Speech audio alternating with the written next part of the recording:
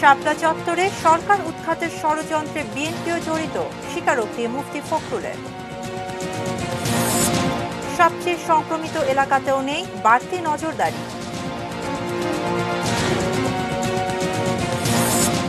Corona কেড়ে নিল কবি শঙ্খ ঘোষকে।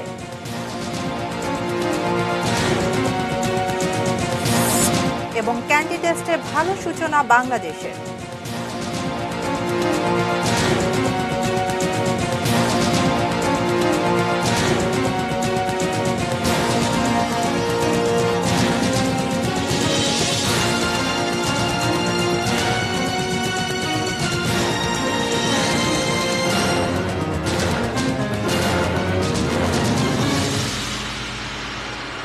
দেখছেন এটিএন নিউজ। 3টা নিউজ আওয়ারের সাথে আছে আমি শাহানা জাহান। শুনছিলেন সংবাদ শিরোনাম। VSL angle channel HB VSL Bikrampur steel limited. এবারে পুরো খবর। অনেকটা ঢিলেঢালাভাবে শেষ হচ্ছে সর্বাত্মক লকডাউনের প্রথম ধাপ। আগামীকাল থেকে শুরু হচ্ছে আরও 1 সপ্তাহের লকডাউন।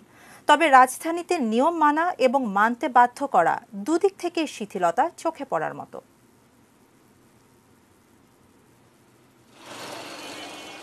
দিন দশেক আগে আইডিসিআর জানিয়েছিল সবচেয়ে বেশি ঝুঁকিতে মিরপুরের রূপনগর এলাকা। সেখানকার সংক্রমণের হার 46%। যদিও এ নিয়ে সেখানকার মানুষের মধ্যে তেমন কোনো উদ্বেগ নেই। কিসে ঝুঁকিপূর্ণ? সবাই রাস্তাঘাটে তো সবাই মাস্ক ছাড়া ঘুরতেছে, তাহলে আমাদের ঝুঁকিপূর্ণ হবে কেন? আর এই মনে হয় না যে করোনা ভাইরাস, এটা আমার মনে হয় না যে এটা আছে, বুঝছেন? কেন মনে হয় না? কেন মনে হয় না? আমাদের এদিকে কোনো এখনো আক্রান্ত হয় না, এমনটা আমাদের মনে হয়েছে। কেমন আছেন? দেশে কি করোনা আছে? করোনা আছে তো ফোনই, হ্যাঁ ফোনই তো আছে। আপনি তো এক কানে লাগাইছেন আর এক কানে লাগাননি। ও লাগাইছিলাম, পড়ে গেছে। বাড়ি মালিক সমিতির নেতারা বলছেন টিভি পত্রিকাতে এমন কথা জানলেও এ নিয়ে বাড়তি কোনো পদক্ষেপ নেই। করোনা প্রবণ এলাকা হিসাবে চিহ্নিত আছে, কিন্তু সে আলোকে যে একটা যেহেতু ফার্স্ট হেডলাইনে আসছে, সে অনুযায়ী যে বিভিন্ন সংস্থাগুলোর পদক্ষেপ নেওয়া, এলাকায় আসা, বিভিন্নভাবে হস্তক্ষেপ, এই ধরনের কোনো এই পর্যন্ত কোনো বিষয় আমরা দেখি নাই। দ্বিতীয় সংক্রমিত এলাকা আদাবরের হার 44%। তবে সেখানকার অবস্থাও আলাদা নয়। নিত্য প্রয়োজনীয় পণ্য কেনার নামে মানুষের মধ্যে নিয়ম ভাঙার প্রতিযোগিতা। দেশে কি করোনা আছে? হ্যাঁ, দেশে করোনা আছে। আপনি তো আপনার কাছে তো মনে করোনা তো মনে হয় আপনি ভয় পান না? ও হেইয়া, এই তো বিল দিয়ে এলাম, দেন না গরমে ঘামাই গেছি, মাস্ক দিতেই আছি। এইটা হইলো একটা স্যাম্পল। কেমন স্যাম্পল? মানে সবাই যেরকম দিয়েছে আমি ওইরকম দিছি। নানা অজুহাতে রাজধানী ছেড়ে যাওয়ার মানুষের সংখ্যাও কম নয়। প্রথম দিকে পুলিশের ব্যারিকেডগুলোতে অনেক কড়াকড়ি থাকলেও এখন বেশ শিথিল। তবে কোথাও কোথাও অনেকে ব্যারিকেড এড়াচ্ছেন ভিন্ন কৌশলে। এখান থেকে পাটুরিয়া ভাড়া কত? ভাড়া কত? 500-600 টাকা ভাড়া। 500 বা 600 টাকা ভাড়া। এখান থেকে আপনার মনে করেন যে কোনো জায়গায় যাচ্ছে, আমরা ঢাকার দিকে একটু কম ঢুকি, এখানে সাবান, নবীনগর, গাবতলী। অজুহাত ছাড়া কোনো লোক যাচ্ছে না। কেউ গার্মেন্টসে, কেউ ডাক্তারের কাছে, কারো মা অসুস্থ, কাজ আছে, কোনো অজুহাত ছাড়া কোনো লোক যাচ্ছে না। অজুহাত আছে, কেউ পাশ নিয়ে বেরোইছে ওদের বিকাশের জন্য। আমাদের আপনার যে মাস্ক পরা উচিত ছিল না, এই যে আপনি এত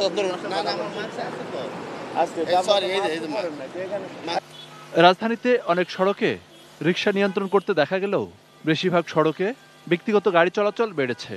আবার কোথাও কোথাও সামনে থেকে রাস্তা আটকে রাখলেও ভেতরে নিয়ম মানা হচ্ছে না। Monirul Islam Mintu, ATN news, Dhaka. Corona প্রতিরোধে চলমান লকডাউন 28 এপ্রিল পর্যন্ত বাড়িয়েছে সরকার। 8ম দিনে এসে কঠোর লকডাউনের বিধিনিষেধ অনেকটাই অকার্যকর হয়ে পড়ছে। রাজশাহীতে সর্বাত্মক লকডাউনে নগরীর গুরুত্বপূর্ণ মোড়ে মোড়ে চলছে পুলিশের কড়া নজরদারি। তবে ঘরের বাইরে মানুষের উপস্থিতিও চোখে পড়ার মতো। মানিকগঞ্জের শহরের বাজারগুলোতে লকডাউনের স্বাস্থ্যবিধি কিছুটা মানা হলেও গ্রামের হাট বাজারগুলোতে তেমন মানা হচ্ছে না। পাবনার প্রশাসনের তৎপরতা থাকলেও নানা অজুহাতে বের হচ্ছে মানুষ, মানা হচ্ছে না স্বাস্থ্যবিধি। বরিশালের অভ্যন্তরীণ ও দূরপাল্লার নৌ ও সড়কের যানবাহন চলাচল বন্ধ থাকলেও চলছে ছোট গাড়ি। মানুষ ট্রলারে নদী পারাপার হচ্ছেন। শেরপুরে মুদি দোকানের পাশাপাশি কিছু ব্যবসা প্রতিষ্ঠানও খুলেছে আজ। চট্টগ্রামের 7 এলাকাকে রেড জোন ঘোষণা করেছে চট্টগ্রাম মেট্রোপলিটন পুলিশ।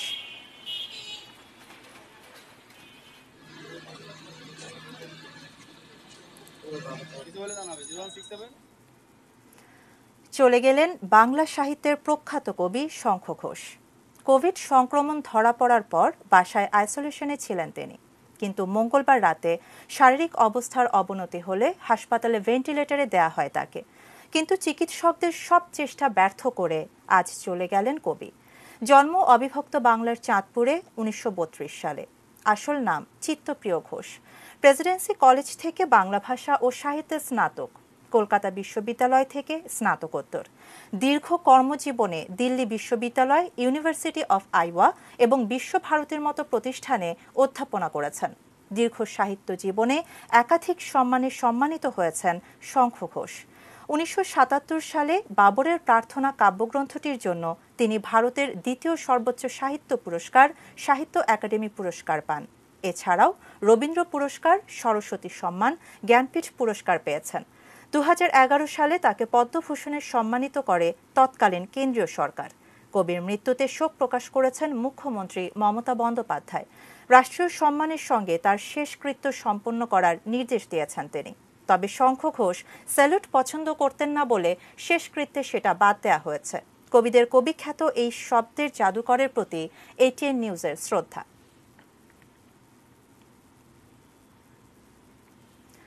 গত 2019-এর মেতে পশ্চিমবঙ্গে নির্বাচন কভার করতে গিয়ে রাজনীতি, দেশ আর কবিতা নিয়ে কথা বলার চেষ্টা করেছিলেন মুন্নি সাহা। সেই চেষ্টারই ছোট্ট একটি প্রতিবেদন আবারও প্রচার করছি শঙ্খ ঘোষের প্রতি শ্রদ্ধা জানিয়ে।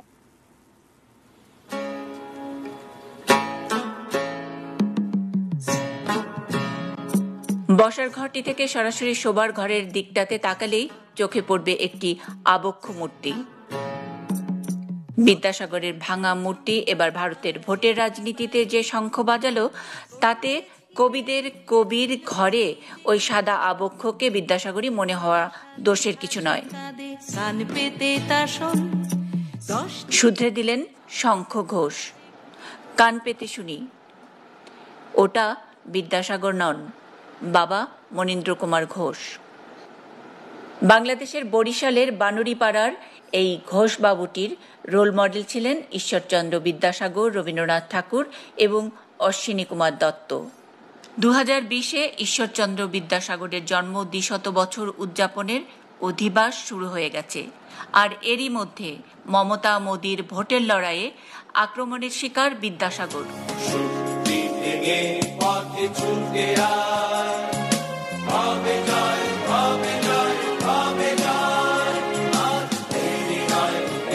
উনিশশো 1961 মে আসামের শিলচরে বাংলা ভাষার জন্য প্রাণ বিসর্জন, জালিয়ানওয়ালাবাগ হত্যাকাণ্ডের প্রতিবাদে রবীন্দ্রনাথ ঠাকুরের নাইটহুড উপাধি ত্যাগের 100 বছর ইত্যাদি নানা প্রতিবাদী ঘটনার মাইলফলকের সাথে মিলিয়ে ঈশ্বরচন্দ্র নিবাসে কবি শঙ্খ ঘোষের প্রতিবাদ অনেক বেশি কি গভীরে ঠেকে?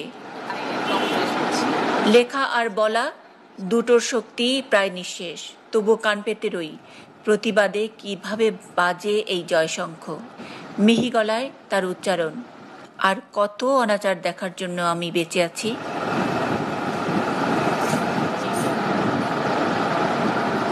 বাংলা ভাষা, বাঙালিত্ব যখন রাজনীতির শিকার, কবিদের কবির কাছে জন্মভূমির অনুভব জানতে চাওয়া।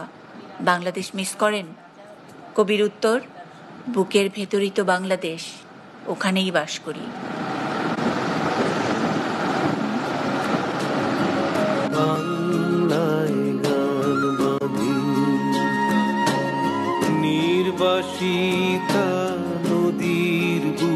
Munni Saha, ATN news, Kolkata.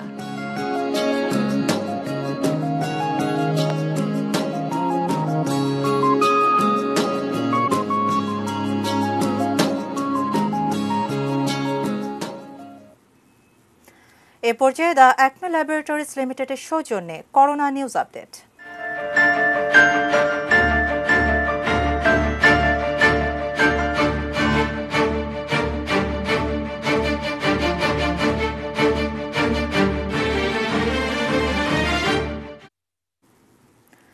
Corona সংক্রমণে এখন পর্যন্ত বাংলাদেশে যতজনের মৃত্যু হয়েছে তার অর্ধেকেরও বেশি মারা গেছেন এক ঢাকা বিভাগেই।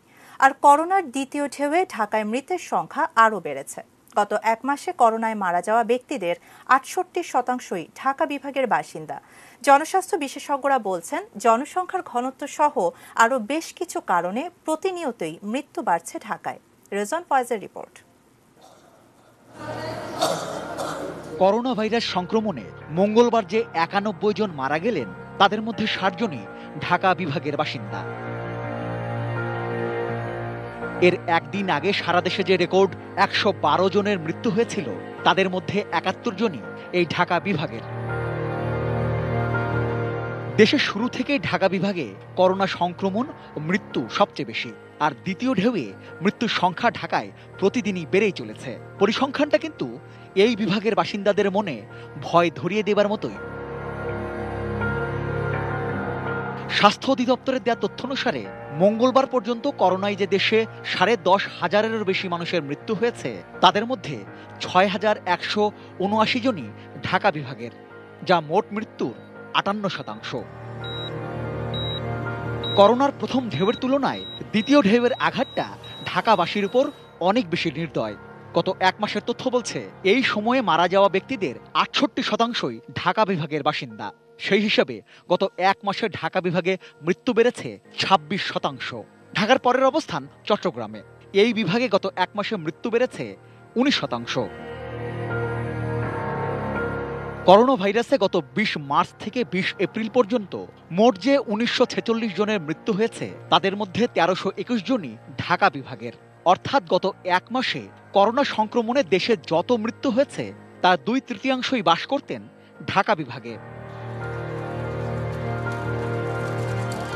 আর নির্দিষ্টভাবে ঢাকা শহরের কথা বললে, শুরু থেকেই ঢাকায় সংক্রমণের হার সবচেয়ে বেশি। বিশ্ব স্বাস্থ্য সংস্থা বলছে, বাংলাদেশে মোট শনাক্ত রোগীর ৬১.৫০%ই রাজধানীর বাসিন্দা। তবে মোট মৃত্যুর কত শতাংশ রাজধানীতে, এখন পর্যন্ত তার সুনির্দিষ্ট তথ্য পাওয়া যায়নি। তবে অনেকেরই আশঙ্কা, এখন পর্যন্ত যত মৃত্যু হয়েছে, তার অন্তত অর্ধেক রাজধানীতে। বৃহত্তর ঢাকায় অফিস আদালত বেশি, গণপরিবহনে ভিড় বেশি এবং গার্মেন্টস সহ নানা ধরনের শিল্প কারখানা বেশি, মিছিল মিটিং এগুলোও বেশি এবং শপিং মলের সংখ্যাও বেশি, এবং সব অফিসগুলোই কম বেশি আবদ্ধ এবং শীতাতপ নিয়ন্ত্রিত। এবং একই সাথে এখানে বসবাসকারী মানুষদের বসবাসের জায়গাগুলো একেবারেই ঘিঞ্জি বা জনাকীর্ণ, ফলে বাসস্থানের জায়গাতেও তারা ঝুঁকির শিকার। জনস্বাস্থ্য বিশেষজ্ঞরা বলছেন, সংক্রমণ আর মৃত্যু কমাতে কঠোরভাবে স্বাস্থ্যবিধি মেনে চলার আপাতত আর কোনো বিকল্প নেই। আগামীতে হয়তো সর্বাত্মক যে বিধিনিষেধ, সেটি বেশি দিন চালানো সম্ভব হবে না, কিন্তু আমাদের বহুদিন ৫ই এপ্রিল যে বিধিনিষেধ জারি করা হয়েছে, সীমিত আকারে আমাদের অফিস আদালত চলা, সীমিত আকারে যানবাহন, সেটি কিন্তু আমাদের কয়েক মাস চালাতে হবে। অন্তত কোরবানির পর পর্যন্ত আমাদের এই সীমিত আকারে বিধিনিষেধ মেনে চলতে হবে। Rezon Foyez, ATN news, Dhaka.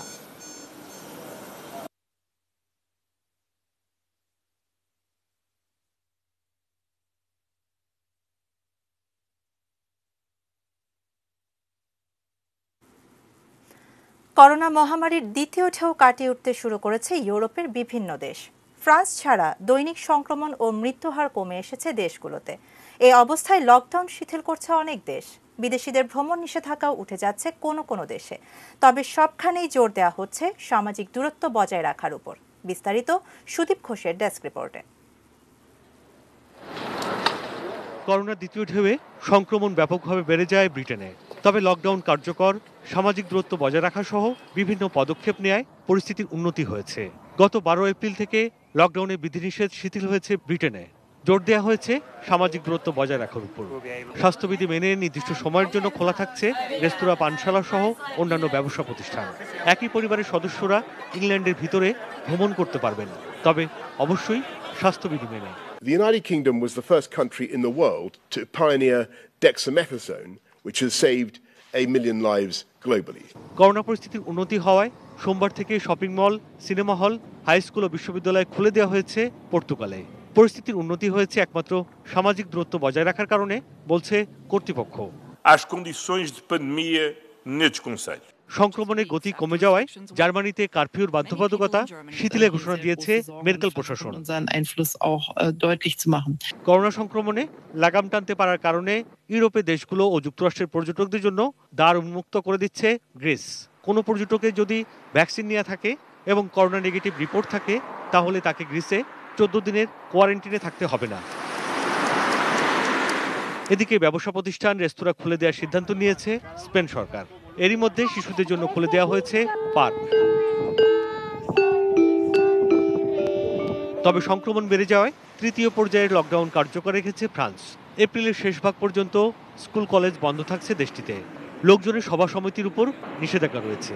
নিষেধাজ্ঞা রয়েছে এক শহর থেকে আরেক শহরে চলাচলেও। কঠোরভাবে নিষেধাজ্ঞা জারি রেখে বিশ্বের আরও কয়েকটি দেশ নিজেদের করোনামুক্ত ঘোষণা করেছে। সুতরাং এই মহামারী থেকে বাঁচার একটি উপায় সামাজিক দূরত্ব ও স্বাস্থ্যবিধি মেনে চলা, এমনটি বলছেন বিশেষজ্ঞরা। সুদীপ ঘোষ, ডেস্ক রিপোর্ট, এটি নিউজ। এবারে অন্য খবর। সরকার উৎখাতের ষড়যন্ত্র হিসেবে 2013 সালে শাপলা চত্বরে সমাবেশ করেছিল হেফাজতে ইসলাম, আর এই ষড়যন্ত্রে সরাসরি যুক্ত ছিল বিএনপি। গ্রেপ্তার হেফাজত নেতাদের জিজ্ঞাসাবাদে পাওয়া গেছে এমন তথ্য, জানাচ্ছেন সাব্বির আহমেদ। স্বাধীনতার সুবর্ণ জয়ন্তীতে মোদি বিরোধী আন্দোলনের নামে রাজধানী ও রাজধানীর বাইরে আবারও সহিংসতার অভিযোগ হেফাজতে ইসলামের নেতাকর্মীদের বিরুদ্ধে। তাদের বিরুদ্ধে দেশব্যাপী প্রায় অর্ধশত মামলা হয়েছে। এসব মামলায় ধারাবাহিকভাবে গ্রেপ্তার হচ্ছেন হেফাজতের শীর্ষ নেতারা, আছেন রিমান্ডে। জিজ্ঞাসাবাদে হেফাজতের ঢাকা মহানগর কমিটির সাবেক প্রচার সম্পাদক মুফতি ফখরুল ইসলাম গোয়েন্দাদের কাছে স্বীকার করেছেন 2013 সালে হেফাজতের সমাবেশে সরকার উৎখাতের ষড়যন্ত্রে বিএনপিও জড়িত ছিল। 2013 যে হেফাজতের যে তাণ্ডব, এই তাণ্ডবে একটা বড় কনস্পাইরেসি সরকারের বিরুদ্ধে তখন একটা বড় কনস্পাইরেসি ছিল। সেই কনস্পাইরেসিতে কারা কারা অংশগ্রহণ করেছে, কারা কারা ছিল, তখনকার যে আপনার জাতীয়তাবাদী দলের সাথে দলের চেয়ারপারসনের সহ অনেকের সাথে বাবুনগরীর যে মিটিং হয়েছে এবং কার কার সাথে কী কথা হয়েছে, কারা কারা তাদেরকে রসদ সাপ্লাই দিয়েছিল এবং শাপলা চত্বরে বসে যাওয়ার জন্য এবং তাদেরকে সাপোর্ট দিয়েছিল বিভিন্নভাবে, এই বিষয়গুলো সেখানে ফুটে উঠেছে। 2013 সালের তাণ্ডবের মামলায় জুনায়েদ বাবুনগরী আদালতে স্বীকারোক্তি দিয়ে কারা ওই সমাবেশে অর্থের যোগান ও পেছন থেকে ইন্ধন দিয়েছে তা উল্লেখ করেছিলেন। এবার হেফাজত নেতা ফখরুল ইসলাম আদালতে স্বীকারোক্তিমূলক জবানবন্দি দিয়ে বিএনপি ও জামাতের সম্পৃক্ততার কথা স্বীকার করেছেন বলে জানান এই গোয়েন্দা কর্মকর্তা। কনস্পাইরেসি আসলে আগেও করেছে, এখনও করছে এবং এই কনস্পাইরেসিতে আপনার বিরোধী দলের অনেকে জড়িত ছিল, তখনও এগুলো নাম এসেছে। বাবুনগরীর 164 ধারা সহ আমাদের জিজ্ঞাসাবাদে এবং অন্যান্য সাক্ষ্য প্রমাণে সব জায়গায় কিন্তু এসেছে বিষয়গুলো। এবং এখনও এই আমরা তো জিজ্ঞাসাবাদ করছি, এগুলোতে বোঝা যাচ্ছে এখনও আবার নতুন করে একটা কনস্পাইরেসি আবার হয়েছে। এদিকে রিমান্ডে থাকা হেফাজত নেতা মামুনুল হককে নিয়ে মাওলানা শামীম নামে লন্ডন প্রবাসী এক ব্যক্তি সামাজিক মাধ্যমে মিথ্যাচার করছে বলে দাবি করেন গোয়েন্দারা। শামীম বরগুনা জেলা বিএনপির যুগ্ম সাধারণ সম্পাদক ও ওলামা দলের নেতা। সে এমনভাবে বক্তব্য দিচ্ছে কেঁদে কেটে যে ও মনে হয় দেখেছে যে এখানে ইয়েকে জিজ্ঞাসাবাদের সময় যে মামুনুলকে জিজ্ঞাসাবাদের সময় কোরআন শরীফ নিয়ে টয়লেটে ফেলে দিচ্ছে পুলিশ, তারপরে ওকে মারধর করে বিভিন্ন ধরনের করছে। এগুলো এই যে মিথ্যা প্রপাগান্ডা প্রচার, এগুলো কনস্পাইরেসির অংশ। এগুলো লন্ডন থেকে, সে লন্ডনে আছে, সে লন্ডন থেকে এগুলো করছে এবং কোনো কারণ নির্দেশে কনস্পাইরেসিগুলো করছে। এটাও মামলা হবে। Sabbir Ahmed, ATN news, Dhaka. Candy টেস্টের খবর। ক্যান্ডিতে সিরিজের প্রথম টেস্টে শ্রীলঙ্কার বিপক্ষে টস জিতে ব্যাট করছে বাংলাদেশ। চা বিরতির আগ পর্যন্ত বাংলাদেশের সংগ্রহ 2 উইকেটে 202 রান। পাল্লেকেলের ইন্টারন্যাশনাল স্টেডিয়ামে বাংলাদেশের হয়ে ইনিংসের সূচনা করেন তামিম ইকবাল ও সাইফ হাসান, কিন্তু দলকে ভালো শুরু এনে দিতে পারেননি। উদ্বোধনী জুটিতে 8 রান যোগ করেন তারা। ব্যক্তিগত 0 রানে বিশ্ব ফার্নান্দোর লেগ বিফোরের ফাঁদে পড়ে বিদায় নেন সাইফ হাসান। তবে দ্বিতীয় উইকেটে নাজমুল হোসেন শান্তকে নিয়ে জুটি গড়ে স্বাচ্ছন্দ্যে ব্যাট চালিয়ে তামিম ইকবাল তুলে নেন কেরিয়ারের 29তম হাফ সেঞ্চুরি। পাল্লেকেলের উইকেটে ঘাস থাকায় বাংলাদেশ বোলিং আক্রমণ 3 জন পেসার দিয়ে সাজিয়েছে। তাসকিন আহমেদ, আবু জায়েদ রাহির সঙ্গে আছেন এবাদত Hossain. Brilliant not. Mominul Haq. Oh, it's edged it. Oh my goodness. News আওয়ারের সময় হলো বায়েজিদ স্টিল বিরতির, এরপর আরো থাকছে গরম আর পানির দূষণে বরিশাল বিভাগে ডায়রিয়ার প্রকোপ।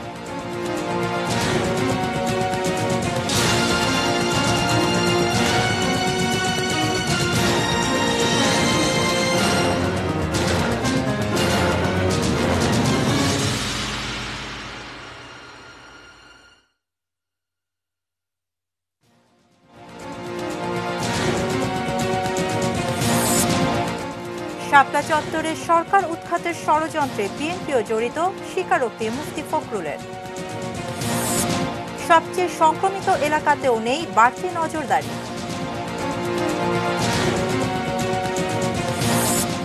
করোনা কেড়ে নিল কবি শঙ্খ ঘোষকে।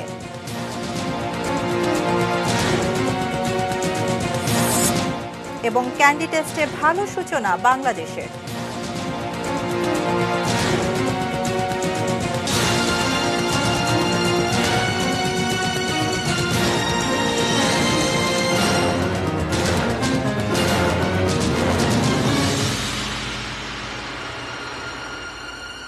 বিরতির পর আবারও আমন্ত্রণ নিউজ আওয়ারে। শুনছিলেন সংবাদ শিরোনাম।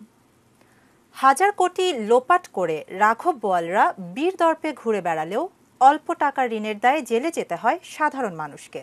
করোনাকালেও রেহাই মেলে না তাদের। তেমনই এক গল্প শোনাচ্ছেন গোলাম কাদির রবু।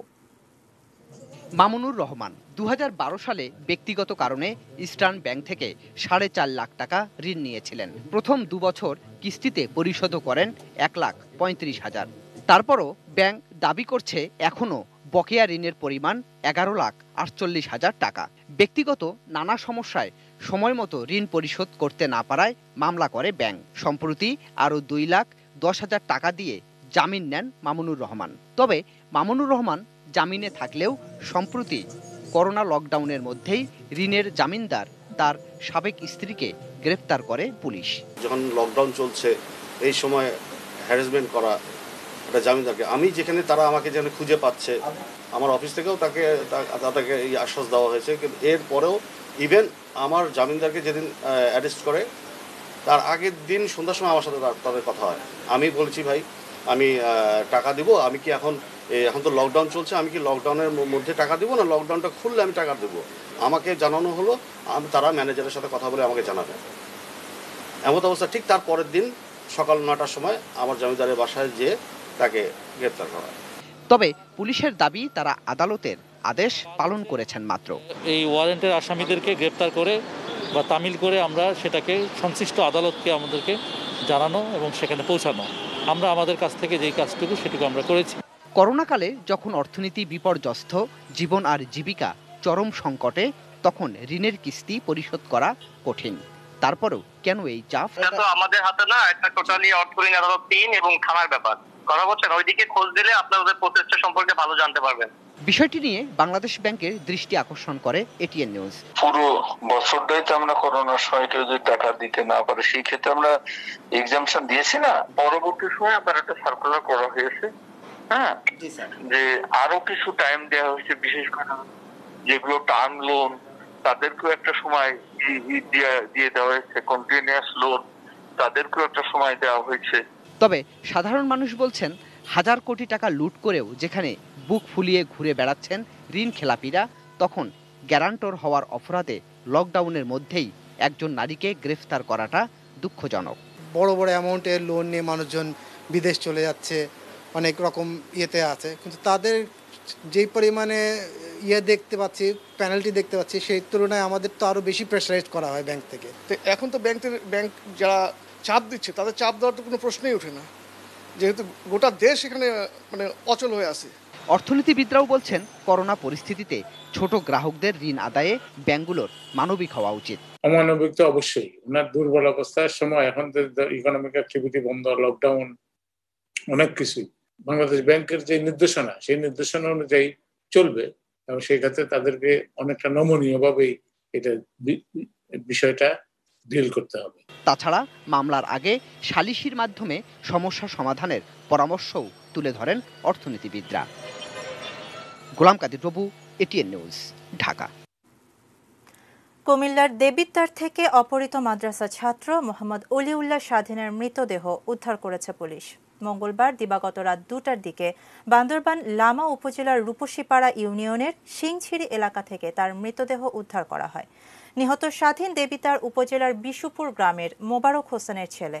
এ ঘটনায় জড়িত থাকার অভিযোগে পুলিশ বেদছিড়ি এলাকা থেকে ফয়েজ আহমেদ ও আরিফুল ইসলাম নামের দুজনকে আটক করেছে। এদের মধ্যে আরিফুল অপহৃত মাদ্রাসা ছাত্রের আপন ফুফাতো ভাই। পুলিশ জানায়, গত 22শে মার্চ স্বাধীনকে বেড়ানোর কথা বলে বাইরে নিয়ে যায় ফুফাতো ভাই আরিফুল।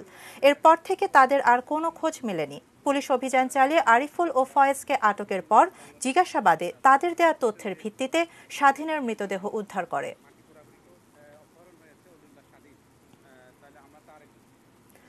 তীব্র গরম ও পানি দূষণের ফলে বরিশাল বিভাগের 6 জেলায় নতুন করে ডায়রিয়া আক্রান্তের সংখ্যা প্রায় 2000 ছাড়িয়েছে।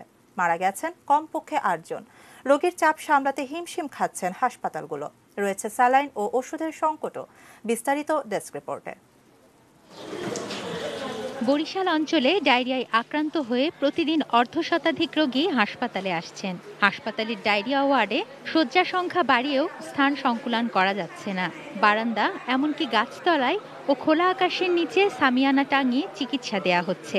এত রোগীকে সেবা দিতে গিয়ে হিমশিম খেতে হচ্ছে সংশ্লিষ্টদের। বেডেও জায়গা দিতে পারছি না, প্লাস আমরা যে ফ্লোরে পা রাখবো এরকম কোনো স্পেস আমরা পাচ্ছি না। পুরুষ ওয়ার্ড কমপ্লিট হওয়ার পরে এখন আমরা একদম, আপনারা তো দেখছেন, একদম নিচ পর্যন্ত, নিচে সিঁড়ি পর্যন্ত, সিঁড়ির জায়গা পর্যন্ত আমাদেরকে দেওয়া লাগছে। চিকিৎসকরা বলছেন, বিশুদ্ধ পানির অভাবে গ্রামাঞ্চলের মানুষ পুকুর, নদী ও ডোবার পানি ব্যবহার করায় ডায়রিয়া ছড়িয়ে পড়ছে। চৈত্র মাসের গরম, এখানে মানুষ বাইরের খাবার দাবার একটু বেশি খায়, সেটাই আমার কাছে প্রথম কারণ মনে হচ্ছে। ঝালকাঠির সিভিল সার্জন কার্যালয়ের তথ্য মতে গত 1 মাসে শুধু সেখানেই ভর্তি হয়েছেন 1461 জন ডায়রিয়া রোগী। ঘাটতি থাকায় রোগীদের স্যালাইন ও প্রয়োজনীয় ওষুধ সরবরাহ করা যাচ্ছে না। যে পরিমাণ স্যালাইন রয়েছে এটা কিন্তু পর্যাপ্ত নয়। আমাদের কিছুটা হলেও সংকট রয়েছে। আমি আমার ডিআরএস থেকে বিভিন্ন উপজেলায় দেওয়ার চেষ্টা করছি। ডায়রিয়া প্রাদুর্ভাবের এ সময়ে পানি ব্যবহার সতর্কতার পাশাপাশি পরিষ্কার পরিচ্ছন্নতার দিকে খেয়াল রাখতে বলছেন চিকিৎসকরা।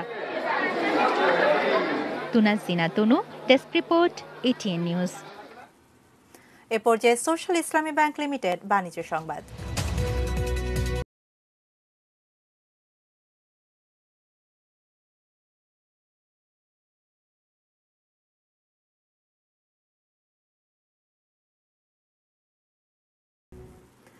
সরকারের সিদ্ধান্ত অনুসারে 14,97,000 পরিবারের কাছে প্রধানমন্ত্রীর অর্থ সহায়তা বিতরণ করবে ডাক বিভাগের ডিজিটাল ফাইন্যান্সিয়াল সার্ভিস নগদ। চলমান করোনা ভাইরাস পরিস্থিতিতে বিভিন্ন পেশায় নিয়োজিত নিম্ন আয়ের প্রায় 33,39,000 পরিবারকে মোবাইল ফাইন্যান্সিয়াল সার্ভিস MFS এর মাধ্যমে সহায়তা দেওয়ার সিদ্ধান্ত নিয়েছে সরকার। সরকারের সিদ্ধান্ত অনুসারে এই দফায় MFS এর মাধ্যমে 834,73,00,000 টাকা বিতরণ করা হবে। প্রথমবার নগদের মাধ্যমে 12,90,000 পরিবারকে প্রধানমন্ত্রীর সহায়তা দেওয়া হয়েছিল।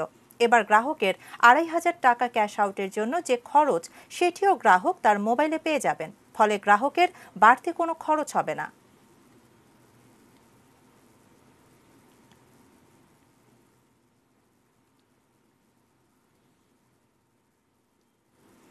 মেটাল প্রেজেন্স কৃষি সংবাদ, সুজলা সুফলা।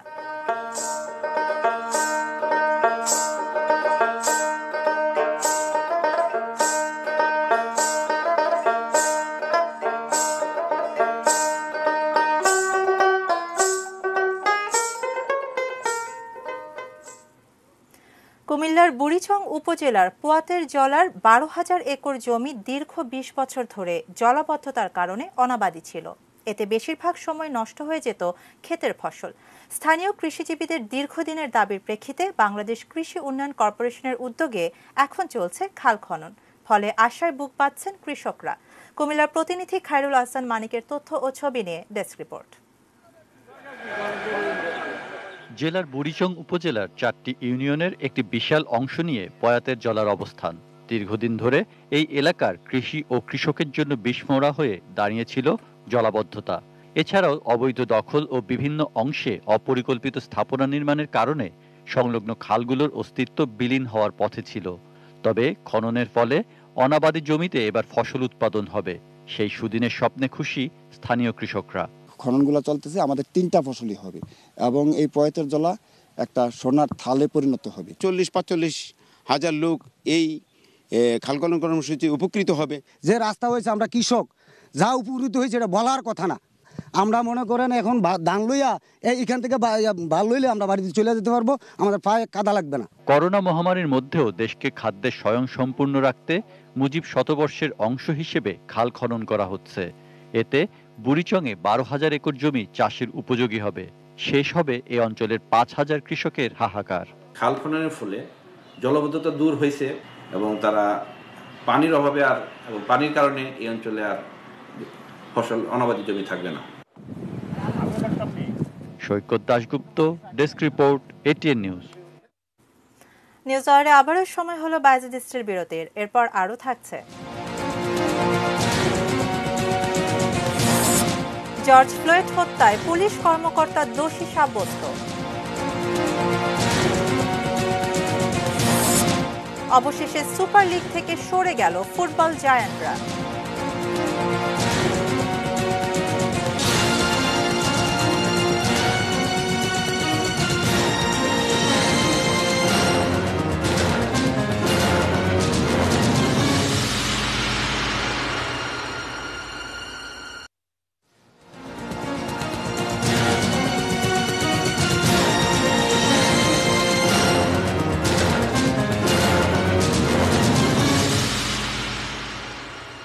বিরতির পর আবারও আমন্ত্রণ নিউজ আওয়ারে।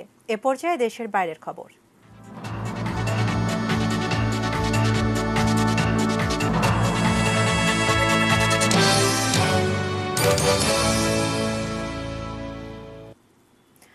যুক্তরাষ্ট্রের কৃষ্ণাঙ্গ জর্জ ফ্লয়েডের মৃত্যুর জন্য সাবেক পুলিশ কর্মকর্তা ডেরেক চৌভিনকে দোষী সাব্যস্ত করেছে জুরি।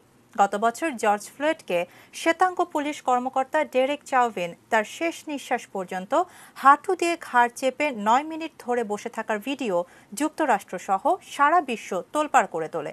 এ সময় ফ্লয়েড বারবারই আমি নিঃশ্বাস নিতে পারছি না বলে আকুতি জানালেও মন গলেনি চৌভিনের। নিরস্ত্র এই কৃষ্ণাঙ্গের মৃত্যুর মাসখানেকের পর তার পরিবার শহর কর্তৃপক্ষের বিরুদ্ধে মামলা করে। অত্যন্ত চাঞ্চল্যকর এই মামলায় 3 সপ্তাহের বিচার শেষে মঙ্গলবার রায় আসে। রায় ঘোষণার সঙ্গে সঙ্গে আদালতের বাইরে কয়েকশো মানুষ বিজয় উল্লাসে মেতে ওঠেন।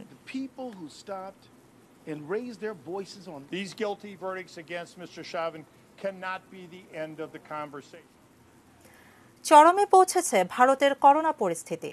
করোনায় 24 ঘন্টায় মৃত্যু 2,000-এর বেশি ও আক্রান্ত হয়েছেন 2,95,000-এর বেশি মানুষ। হাসপাতালগুলোতে দেখা দিয়েছে অক্সিজেন ও শয্যার সংকট।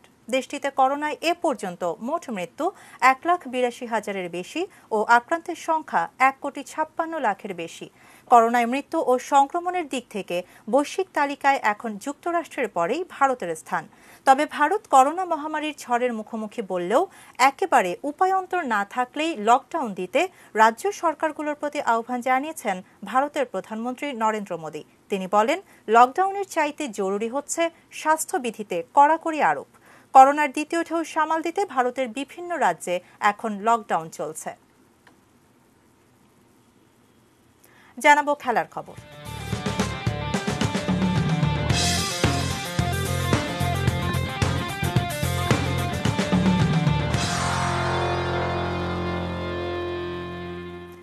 বিদ্রোহী football tournament European super league শুরুর আগেই বিপদে পড়েছে আয়োজকরা। এই লিগ থেকে সরে দাঁড়ানোর সিদ্ধান্ত নিয়েছে ইংলিশ প্রিমিয়ার লিগের 6টি ক্লাব। সবার আগে সুপার লিগ থেকে সরে দাঁড়ানোর আগ্রহ প্রকাশ করে চেলসি, যদিও আনুষ্ঠানিকভাবে এই লিগ না খেলার সিদ্ধান্ত জানায় ম্যানচেস্টার সিটি।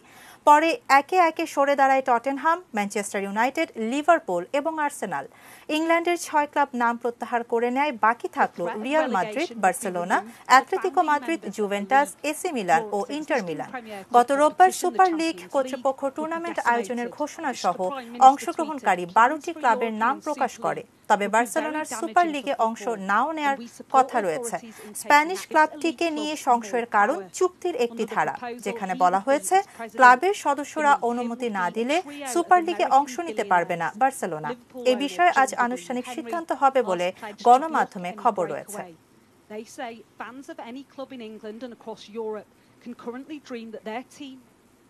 এরই সাথে শেষ করছি নিউজ আওয়ার, তবে তার আগে এক নজরে শিরোনামগুলো জানিয়ে দিচ্ছি আরো একবার।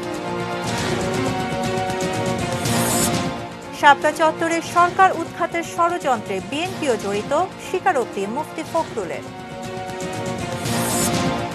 সবচেয়ে সংক্রমিত এলাকাতেও নেই বাড়তি নজরদারি। করোনা কেড়ে নিল কবি শঙ্খ ঘোষকে।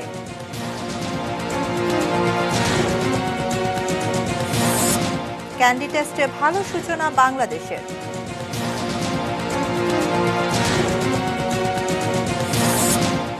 গরম আর পানি দূষণে বরিশাল বিভাগে ডায়রিয়ার প্রকোপ। জর্জ ফ্লয়েড হত্যায় পুলিশ কর্মকর্তা দোষী সাব্যস্ত। এবং অবশেষে সুপার লিগ থেকে সরে গেল ফুটবল জায়ান্টরা।